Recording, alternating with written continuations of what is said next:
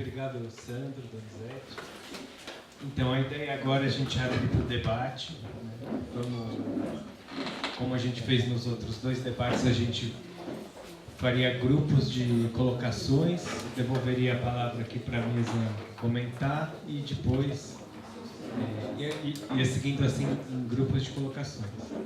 Então, abrindo a palavra, quem quiser fazer uma colocação, uma pergunta.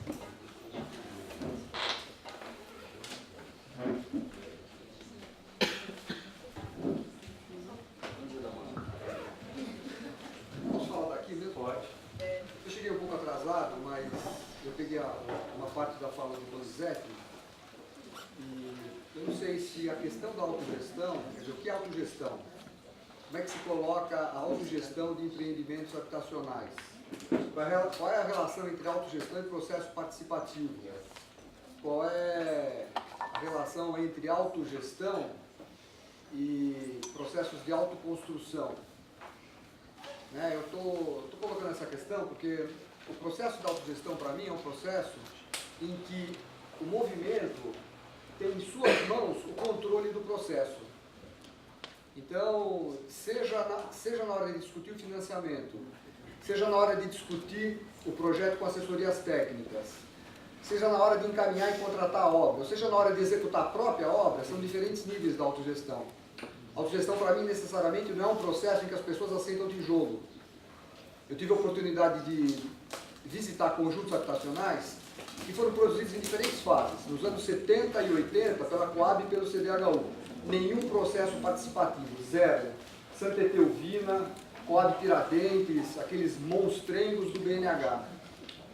Aí, numa fase posterior, alguns empreendimentos que foram feitos com a participação de entidades e movimentos, mas não necessariamente construídos pelas próprias pessoas.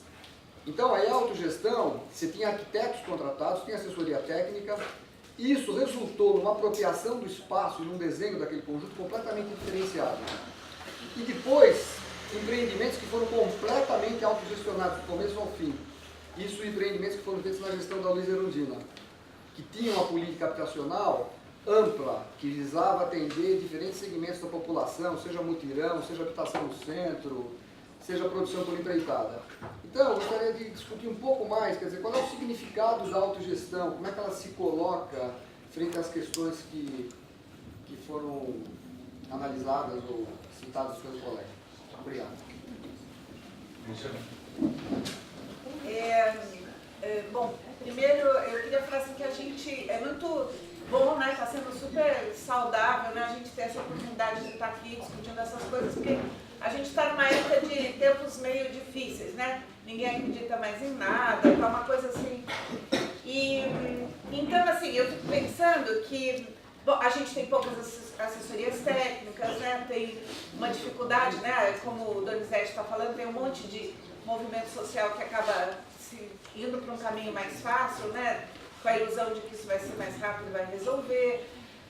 As escolas não ajudam muito, né, as escolas, que nem você mesmo falou, não dão espaço para ir colocar essas coisas, né, as prefeituras estão uma vergonha, né, ninguém...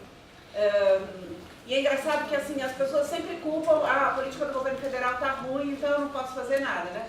Tem prefeitura super progressista, com pessoas que participaram ativamente de um processo histórico, que agora só falam isso. O governo federal não faz nada, o governo estadual não faz nada, aquele movimento está cooptado. Então está todo mundo se entregando para uma postura. Então o que eu quero dizer é que a gente está, o embate e a disputa é muito forte, né? E aí então, assim, o que a gente tem que fazer para dar um salto de qualidade nesse momento, né? Os territórios de utopia estão cada vez mais pequenininhos, acanhados e tal, né? Imagina, a usina, eu sempre falo para os meus alunos, todo mundo é obrigado a ir nas coisas e visitar as assessorias. A usina agora está com o site e vai fazer um debate. Né? Para mim conseguir o trabalho do Sandro, de que lá, por favor, Sandro, dá para mim. E assim, tudo por aí. Ambiente é uma pouca vergonha, gente. Tem que mandar o pessoal ir lá, não tem uma publicação. A única que eu acho ainda é um texto da usina que eles fizeram lá na face, no ano de 1000 e não sei quanto.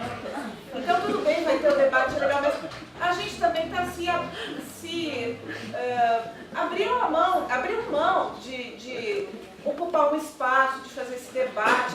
E aí não adianta só ocupar o governo federal, ocupar, né? Qualquer um pode fazer isso em qualquer canto. E eu não entendo que as pessoas não estão fazendo. Então, pelo menos, a gente hoje discute mais o que nos separa do que o que nos une. Eu sendo do lado de um, fico falando mal do outro, falando, não aguento mais essa história. E aí o mundo tratória a gente. Então, primeiro assim, uma coisa de, ainda bem, por favor, todo mundo, o site da usina está maravilhoso, esse da autogestão está fantástico, né? Virou é um lugar que aglutina informação. O da ambiente faz favor de criar vergonha na cara e assim, a GTA está fazendo umas coisas muito interessantes.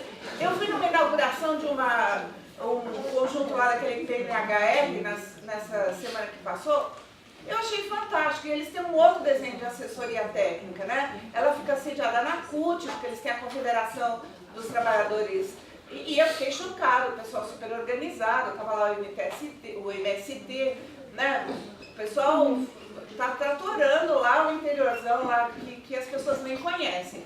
Então, assim, o que a gente pode fazer, porque também não dá, eu tô velhinha, assim, né? Não tem que conseguir o negócio não ir para Cucuia tão rápido. Então, primeiro, assim, uma coisa é fazer uma disputa ideológica e de projeto, as pessoas não conhecem, né? Tá tão isolado, cada um vai, fica todo mundo apaixonado, né? As alunas todas são apaixonadas pelo Wagner.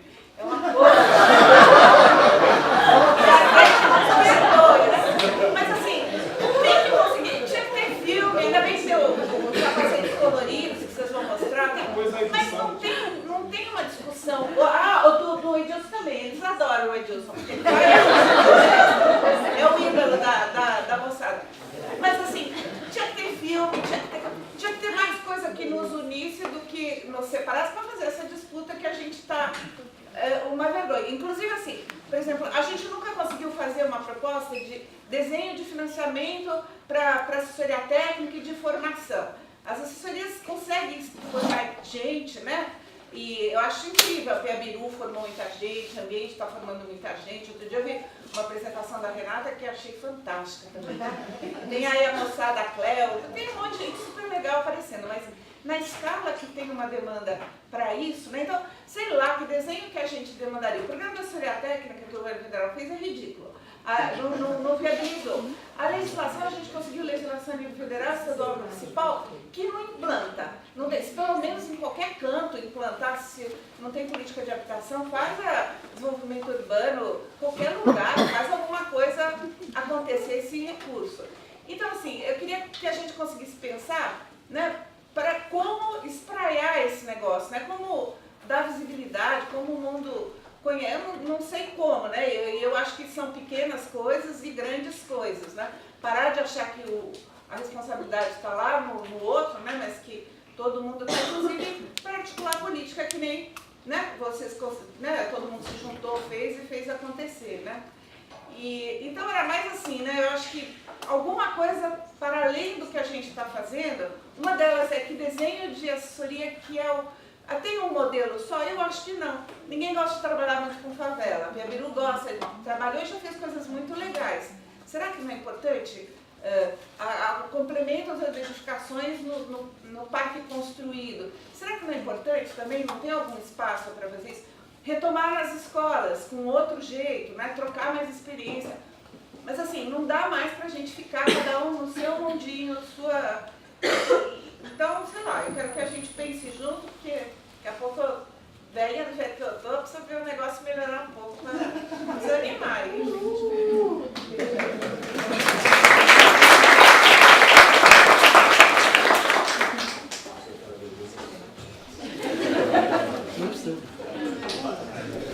Eu queria perguntar o seguinte, porque assim, né, principalmente na fala do Sandro, deu para perceber bem como esses processos autogeridos, horizontais, participativos, enriquecem todo o processo e tudo mais, né?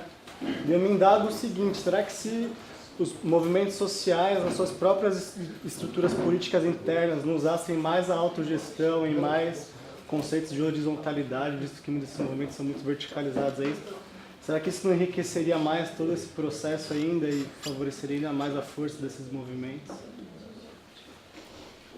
Mais alguma? Vamos. Qual o seu nome, colega? O seu nome? Vitor.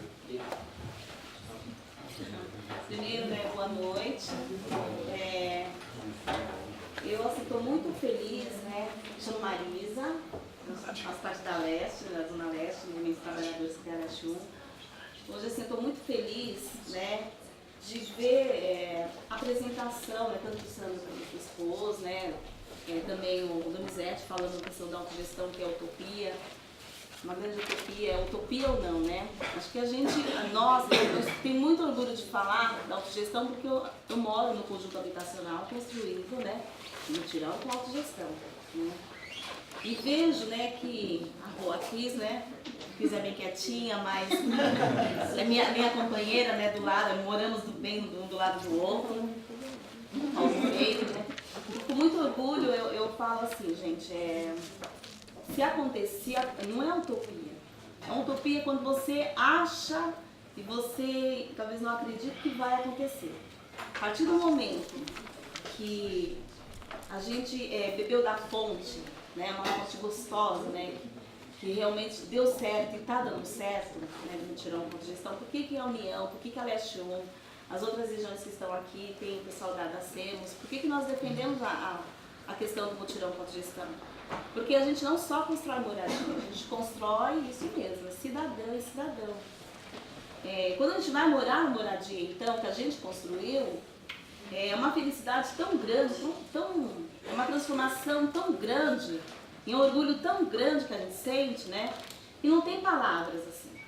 O crescimento, né, a partir da construção do mutirão, da obra, que cada um de nós temos, né?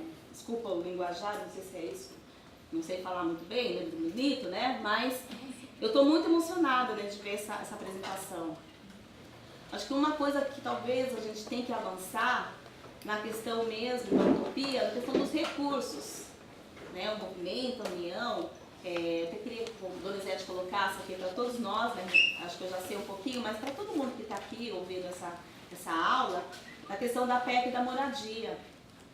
Por quê? Porque é um instrumento, né, permanentemente de recursos que vai pegar uma parte do governo municipal, do governo estadual e do governo federal. Acho que se saísse da utopia e virasse realidade, tenho certeza que todos nós do Movimento Moradia, né, parceiros com assessorias técnicas, né, que a gente tem muito respeito, né, e é isso, um junto com o outro, né, construindo moradia digna para toda a população, né, todo cidadão e cidadã. Uma coisa que o governo não faz, né, eu acho que o governo deveria ter vergonha, né? Alguns governos e algumas construtoras aí que estão construindo moradia deveriam ter vergonha de construir caixotes, né? Moradia com 44 metros quadrados. E nós, com nossa simplicidade, né, tanto o Corpo do Movimento, mais assessoria, a gente constrói moradia com qualidade, né? Então, assim, eu estou muito emocionada, estou feliz de estar aqui, porque eu moro num conjunto habitacional, né, com muito orgulho, quase 58 metros quadrados, na realidade, né? E se não fosse o movimento moradia, estaria pagando aluguel, sou uma mulher, sou trabalhadora, chefe de família, e é uma luta, assim, gente, emocionante, assim, fundo do coração, porque a maioria das mulheres que estão no movimento moradia, tem um crescimento muito grande, né? E eu muito orgulho de estar num conjunto habitacional construído por nós, trabalhadoras, né, mesmo que seja no final de semana, mas é muito orgulho de mostrar para nossos filhos que moramos num conjunto habitacional que foi construído pela nossa luta, pela nossa dignidade e pelo nosso trabalho. Então, muito obrigada por essa aula, mas acho que a luta tem que ser mais além, né? Então, eu queria que o Donizete explicasse para todos nós aqui um pouquinho por que nós estamos defendendo a PEC da moradia.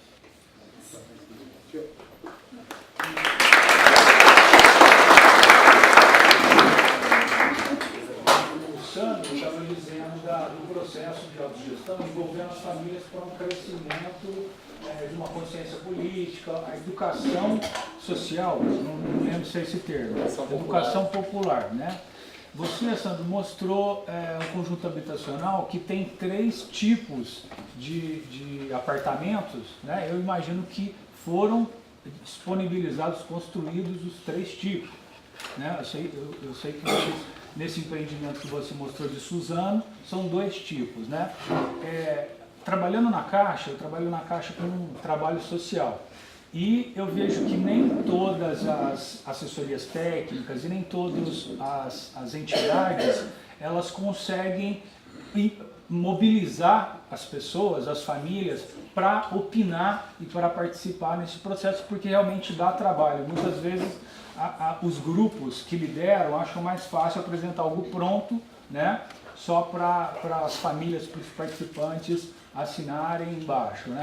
Queria que você falasse um pouco disso, Sandro. Como que é esse processo? Qual a dificuldade que você encontra para que as famílias opinem sobre a planta do apartamento delas, né? É isso. Eu acho que é duas questões, objetivamente. Uma para o Sandro, que é, no final da sua fala, você começou a listar ali algumas questões que você chamou de desafios, né? Que você falasse um pouco mais sobre esses desafios, né? O que nós esperamos efetivamente,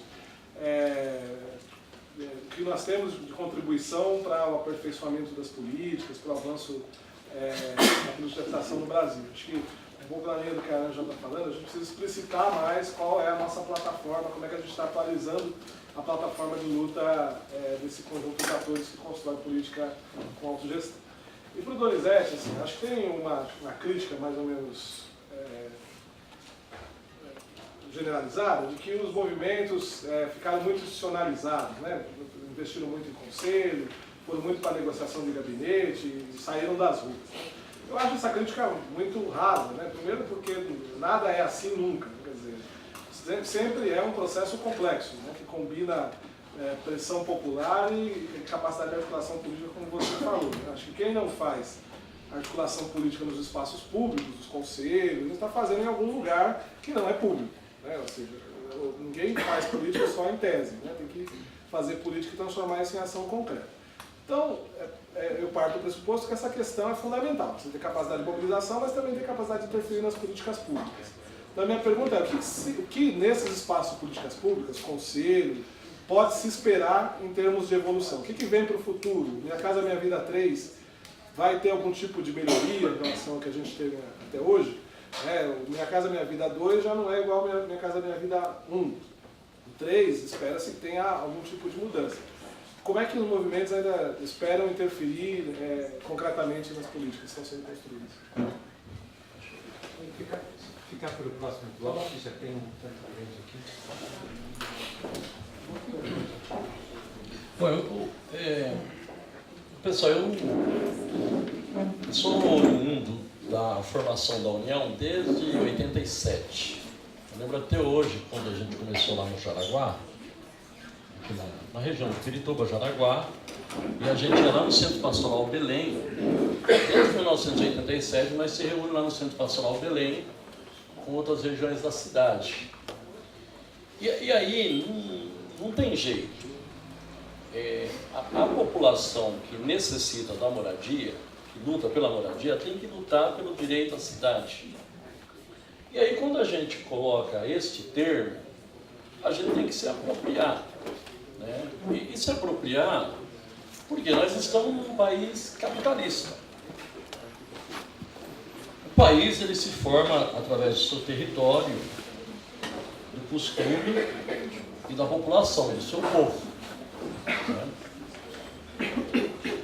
Quando a gente busca um projeto que é um projeto de inovação, um projeto novo, né, de ter moradia com qualidade de vida, um projeto habitacional, isso é muito difícil. Então, assim, a gente busca a autogestão com a participação do Estado. Para nós fazer a autogestão pura, sem a participação do Estado, nós não vamos conseguir. Ou se conseguir, vai ser coisas muito pequenas. Então, para a gente ter uma escala, a gente tem que ter a participação do Estado com os recursos. Aí vem essa linha que a Marisa falou das políticas públicas. Então, assim, num debate como esse, tem vários companheiros e companheiras aqui que são novos, mas o Movimento de Moradia conseguiu fazer o primeiro projeto de lei de iniciativa popular do Brasil. O movimento de moradia fez isso. Tem muita gente que nem sabe disso. Lá na universidade, ninguém fala disso. Mas esse movimento conseguiu coletar 1 milhão de assinaturas. Para ter hoje a Minha Casa Minha Vida. A gente sabe que na década de 80, 90, né, esses atores que formou esses movimentos organizados, hoje, que nem a Angela falou, não está tendo mais essa capacidade, está em outra, está fazendo outras coisas. Mas nós temos que pegar. Esse movimento fez o primeiro projeto de iniciativa popular do Brasil, que era o Fundo Nacional de Habitação de Interesse Social. Aí o companheiro da Caixa falou assim, chega projetos lá que não tem inovação. Pelo amor de Deus, fazer inovação na Caixa, para aprovar lá tem que ser bom, viu? Porque a Caixa não aprova nada, meu. É uma dificuldade danada. A gente, quando eu falei da organização, nossa região pegou os técnicos da Caixa lá e levou. Nós já fizemos aí, mais de 20 conjuntos habitacionais. Vamos fazer o crédito solidário. Mas para aprovar esse crédito solidário lá no Colinas da Oeste, em Jaraguá, foi um sufoco. Ainda tem gente da Caixa que fica falando mal do nosso projeto. Aí eu falei, sabe o que acontece hoje? Os projetos que os movimentos de moradia organizado faz, que a usina está fazendo, que o ambiente está fazendo, junto com os movimentos populares, as construtoras fazem tudo faixa 2 e faixa 3.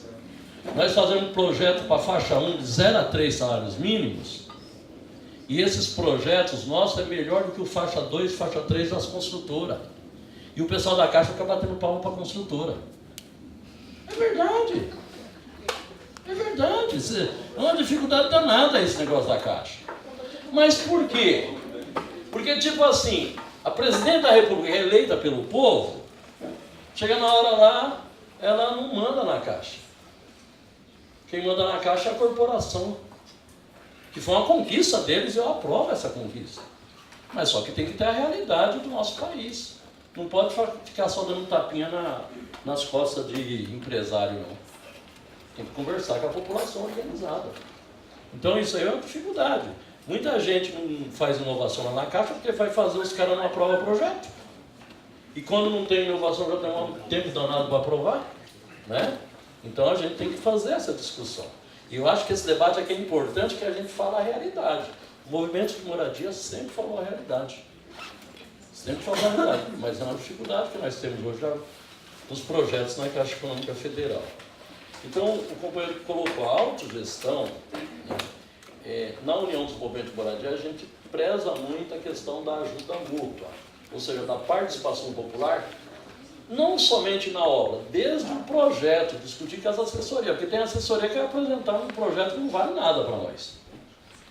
E aí nós temos as experiências. Quem foi essas assessorias que começou isso? A gente pega os nossos companheiros que coordenavam as assessorias técnicas. Por exemplo, o Reginaldo Roncone, eu moro no projeto, o companheiro Reginaldo Roncone que fez o projeto. Ele é lá da FAO, né? Lá da USP. O companheiro João Marques, que é da usina, não é isso? Está lá em São Carlos, né? São Carlos. Ainda é, né? Membro fundador. Membro fundador.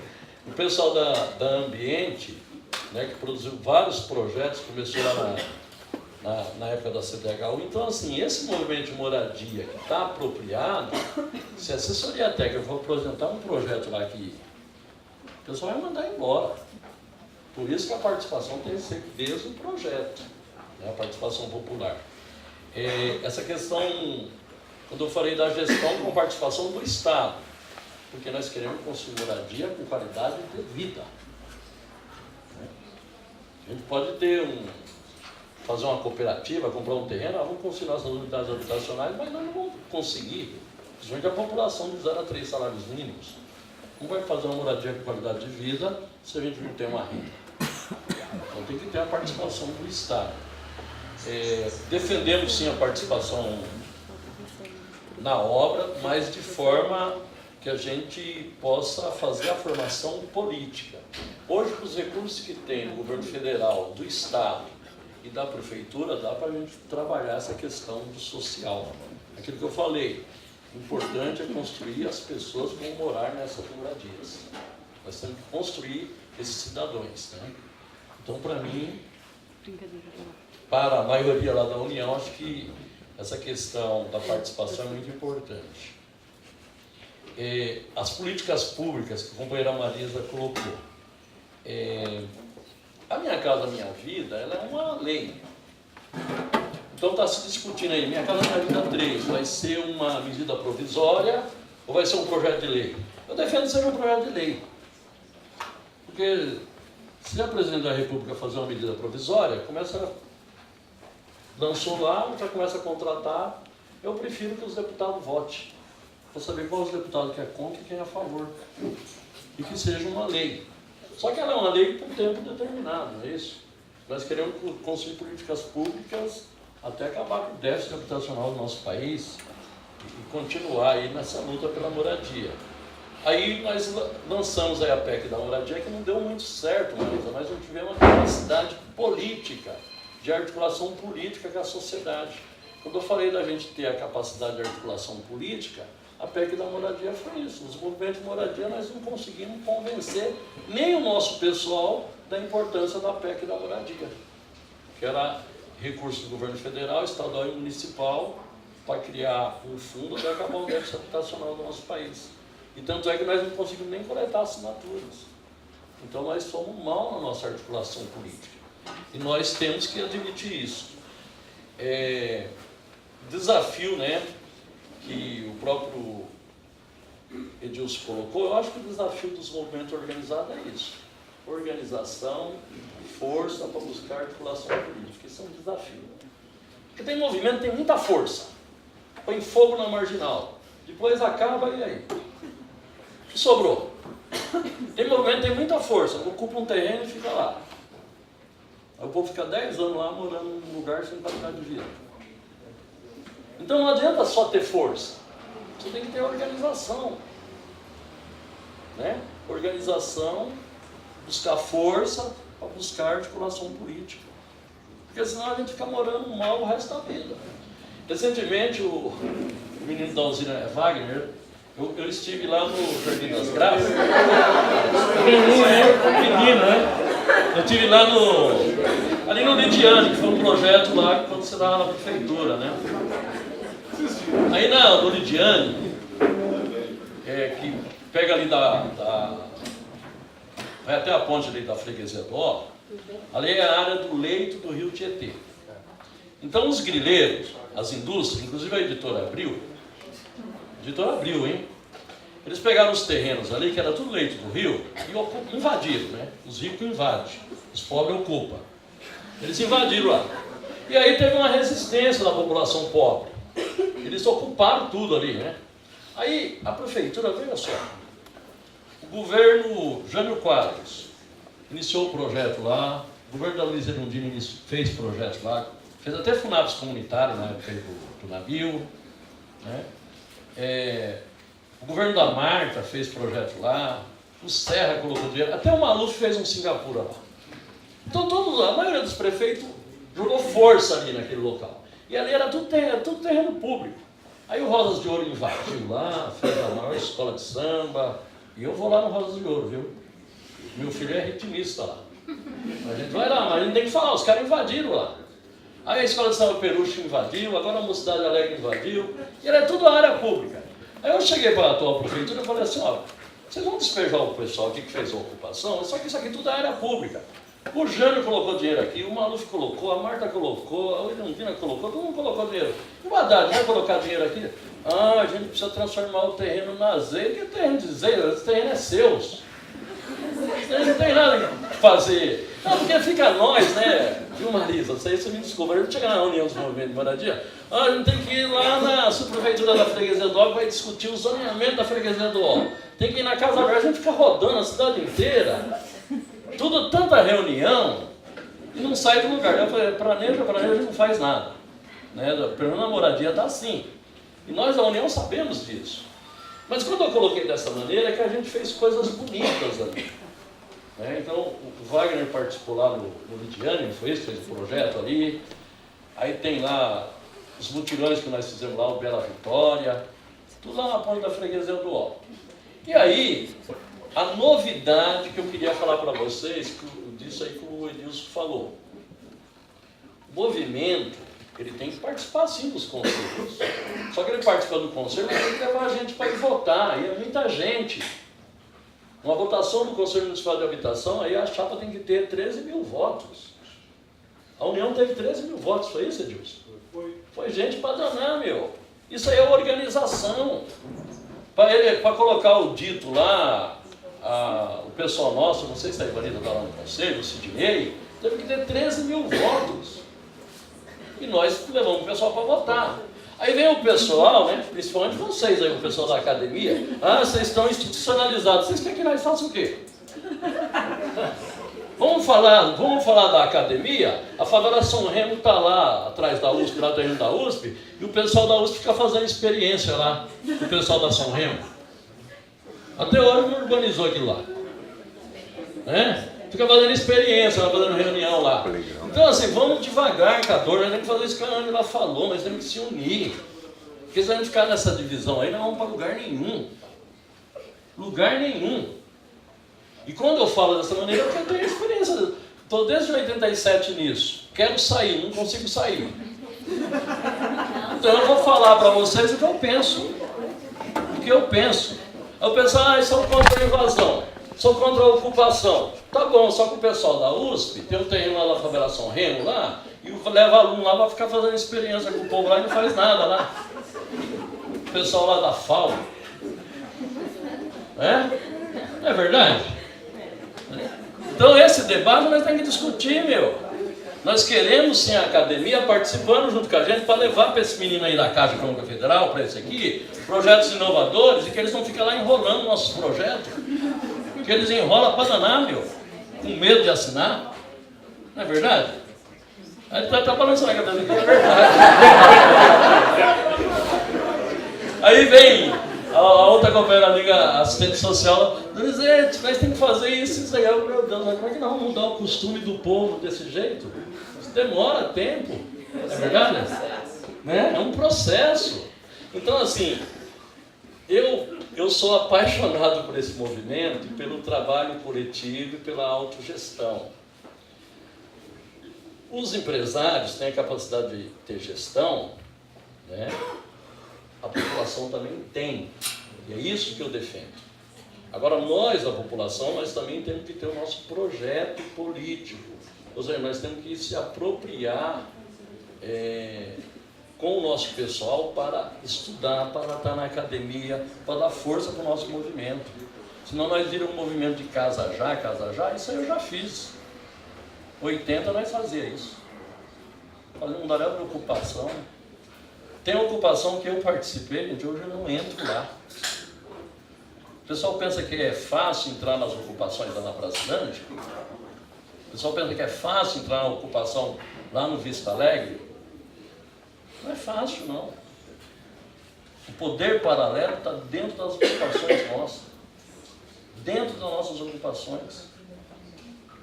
Conheço muitas ocupações que foi feita com uma força danada, mas o poder paralelo manda. E manda. Então essa discussão, por isso que eu defendo esse projeto de participação popular. É cansativo? É. É demorado? É demorado. Só que a gente está construindo, vamos dizer assim, um bairro de participação. Eu moro lá no Jaraguá, no conjunto chamado Vila Verde, uma área da CDHU.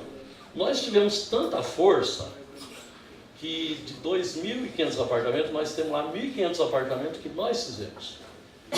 Temos lá 2, 3, 4, 5 mutirão com autogestão. Nessa greva lá da CDHU no Jaraguá. Hoje eu tenho orgulho de falar. A pessoa nasce lá, a criança nasceu lá, ela tem a creche, ela tem o EMEI, ela tem a escola fundamental, ela tem o ginásio e hoje ela tem a escola de segundo grau. Ela vai sair de lá da área para entrar na faculdade. Tem tudo lá dentro do nosso conjunto habitacional. Como foi feito isso? Com organização. É o conjunto habitacional CDHU Jaraguá. E, por último, que também o pessoal da USP foi lá, todo mundo lá falar que é pai da criança, e eu falo isso porque eles meteram o porrete no movimento de moradia, nós fizemos um parque Pinheirinho d'Água. Quem fez o Parque Pinheirinho d'Água foi o Movimento de Moradia da Zona Oeste e Noroeste da UMM. O movimento não é melhor que ninguém, mas nós temos que falar a verdade. Então nós temos um conjunto habitacional, que a criança nasce lá, só vai sair de lá quando for entrar na faculdade. E temos ainda nesse conjunto habitacional um parque municipal chamado Pinheirinho d'Água, que foi feito pelo Movimento de Moradia. Isso sim é um território de cidadania. Isso é uma experiência que nós fizemos. E agora nós vamos fazer essa experiência lá no Belém, com o pessoal da Leste 1, que ganhou a área lá do Belém depois de 25 anos, né, Marisa? Vamos fazer lá na área da Rua do Bosque, na Barra Funda. Vamos fazer na Barra Funda e na Rua Catumbi, não é isso? Então a União dos Movimentos de Moradia vai começar construindo o leito da linha ferroviária, que tem muita terra. Só que nós não queremos a direita discutindo essas terras, para rico.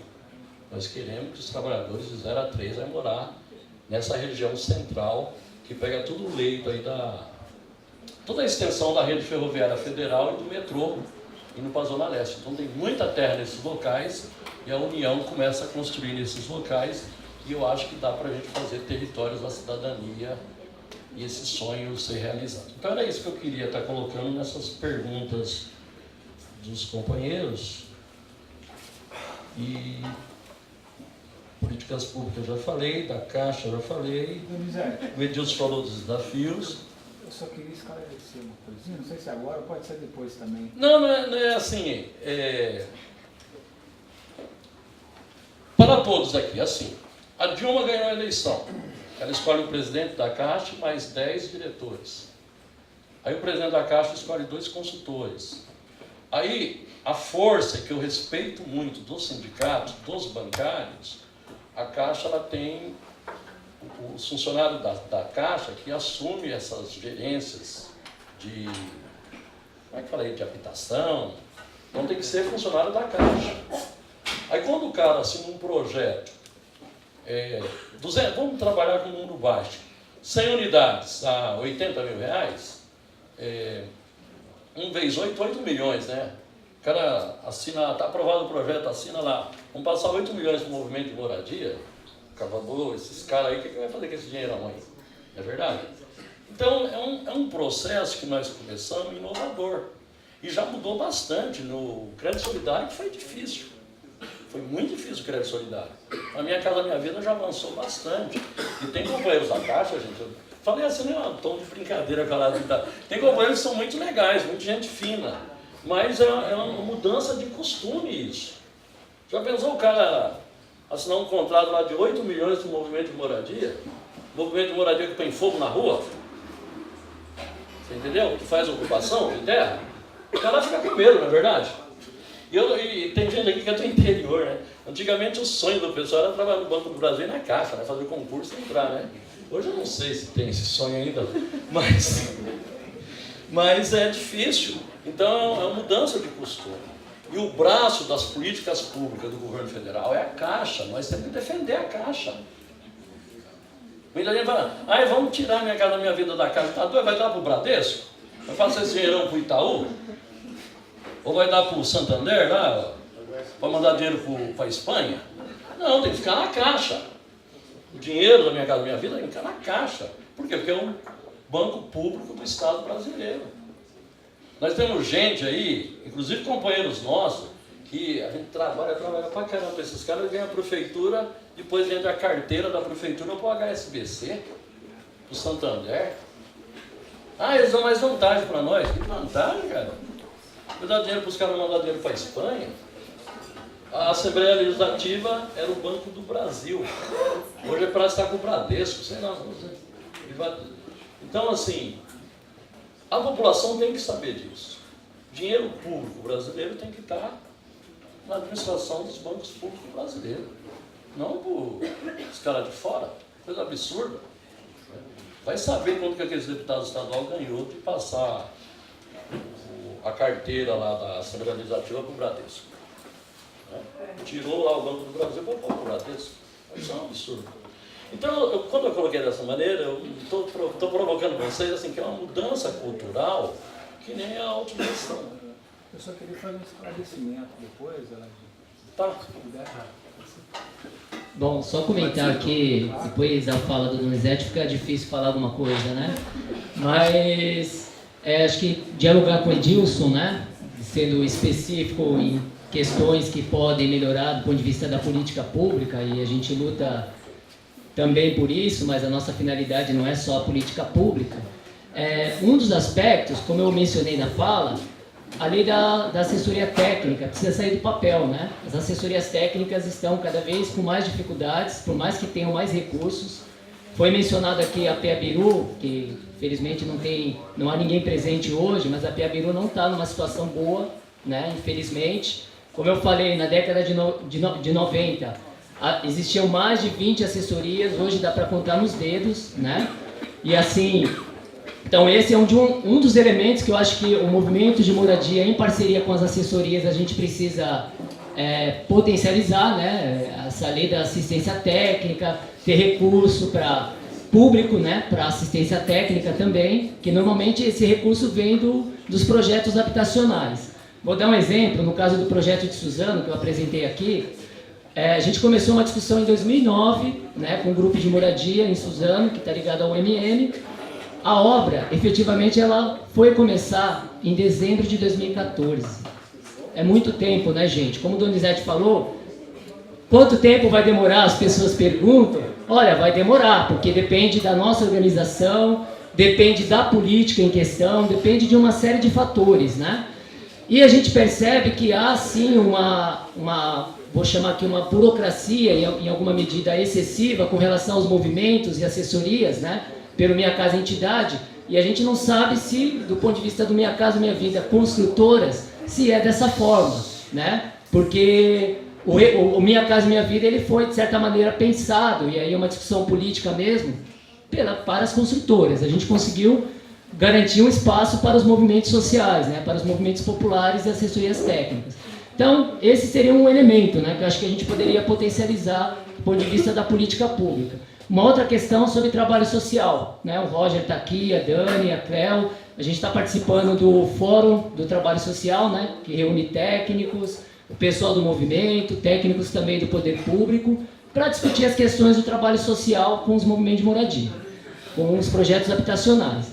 E aí uma das coisas que a gente discutiu com relação ao programa Minha Casa Minha Vida é que o recurso ele só sai quando a obra começa. Só que para começar a obra você já tem que organizar as famílias, mobilizar, fazer todo um processo de participação, fazer o cadastro, quer dizer, vincular as famílias.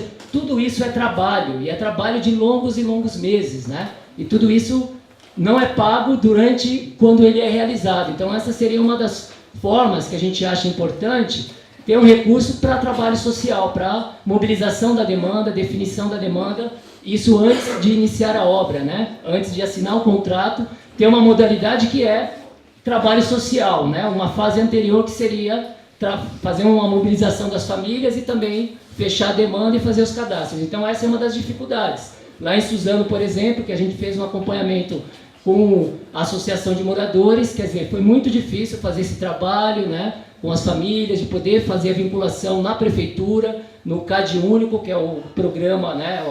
O cadastro único dos programas sociais. Então é difícil, e é mais difícil ainda fazer sem recurso, né? Então esse seria um dos elementos que a gente gostaria de chamar atenção para a política. Sobre a autogestão, só para não delongar, né? Acho que é muito importante a gente ter em mente que a autogestão é um projeto político, né? Que envolve, não é só um controle do projeto, é um controle dos meios e do produto do trabalho. Os meios de trabalho são importantes nessa disputa.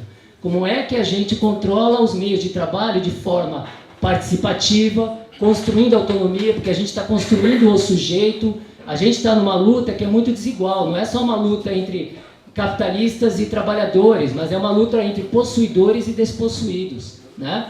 Então a gente vive numa cidade totalmente segregada, totalmente, né? A cidade informal é imensa, quer dizer, então é uma luta entre possuidores e despossuídos também.